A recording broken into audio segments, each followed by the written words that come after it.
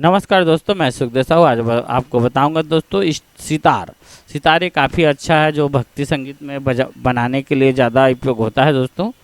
तो वीडियो में बने रहिए, नए तो हमारे चैनल को लाइक शेयर सब्सक्राइब जरूर करें। मैं ये सितार की साउंड आपको चला के सुना रहा हूँ दोस्तों।